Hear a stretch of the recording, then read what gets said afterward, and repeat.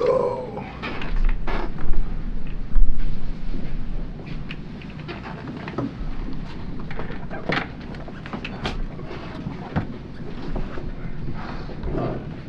You guys had a run of 4 solid defensive games.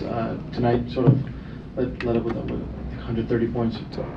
Are these kind of games that you need to play through, win through, like games where you'll have good defense, games where you won't? Yeah, for sure. I mean, it's the NBA. You're not going to play the same way every night, pretty much. The next opponent's going to make shots. You know, they did that tonight. You know, we had some miscommunications, but for the most part, they did their job of making shots. Hey, man, can you guys talk about the conversation at halftime coming into the third quarter when you kind of slowed a lot of their success down? I mean, yeah, at some point our defense was going to come into play. Again, what Kawhi said, they made shots. They was hot behind the three-point line. It's just how the game goes sometimes. But I thought we got some defense in there to, you know, get us back in the game and put us in the lead. And their shot making kept them close. Was there a specific intention to slow Milton down coming out of the halftime? Yeah. I mean, again, we had to just contest his shots, make his shots a little tougher. But I think that went overall for everybody, just getting into the ball, playing a little bit more aggressive. A lot of people have made the comment about how you guys are 8-0 when you're at full strength. Just wondering if you guys could summarize where you guys feel you are at this point in the season, and why I tip the cap to you on the backpack campaign.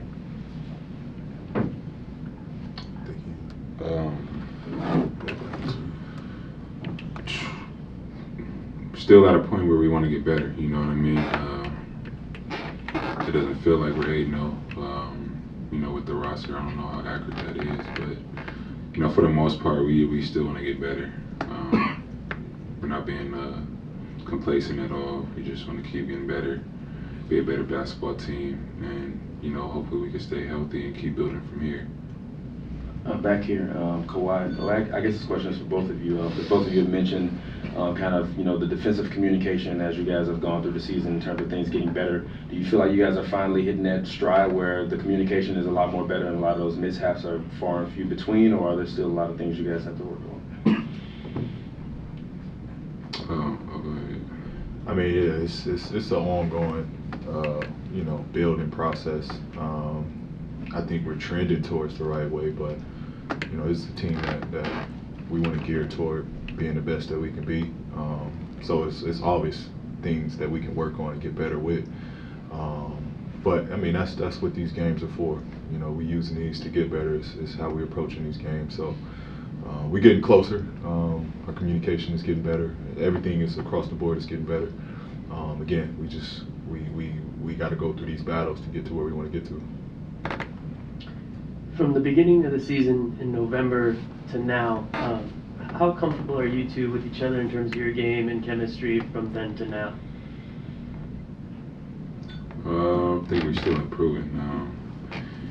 You know, it's not just us just playing together. It's about, you know, what play calls are being called, knowing, you know, spots where he's going to attack or when I'm going to attack.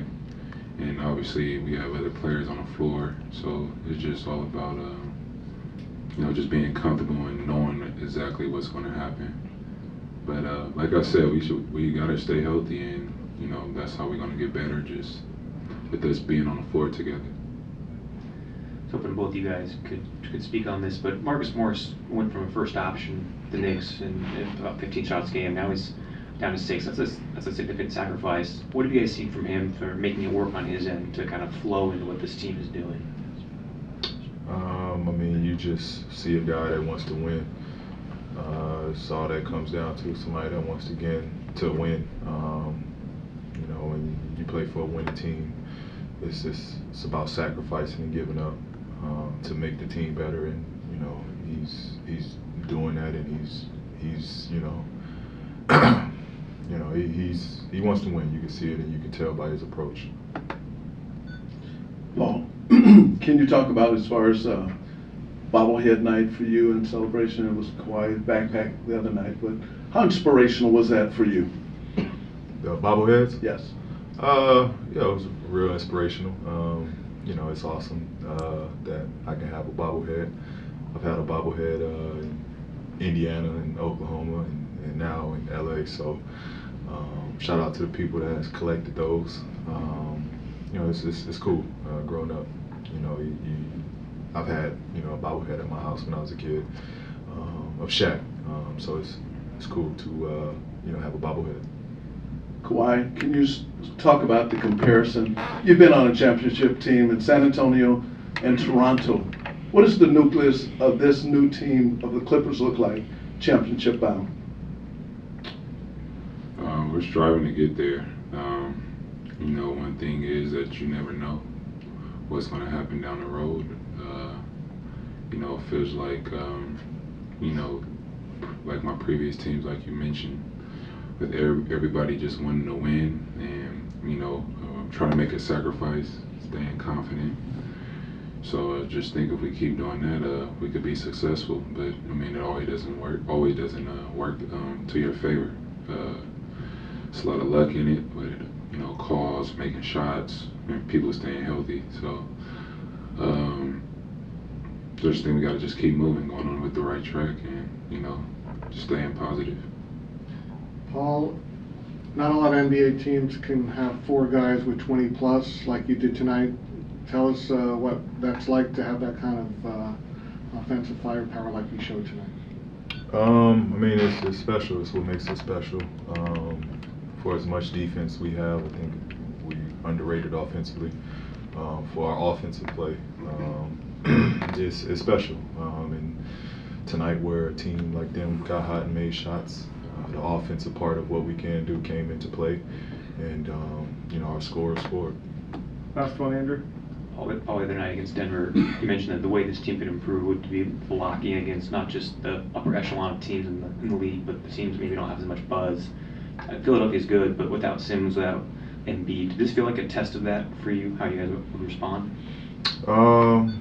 Yeah, you know, in a way, it's a different team that we, you know, played with them 2 out. So, yeah, I thought we did a great job still of, you know, approaching this as if it's the 76ers, you know, that's got them this far in this league. So we did a great job of taking the challenge with those 2 being out, still playing our game. Again, they were just hot. You know, they made some big shots, some tough shots.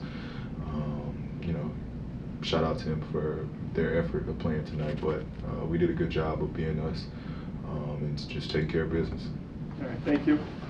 Thank you. Let's get ready for Hoop Jab.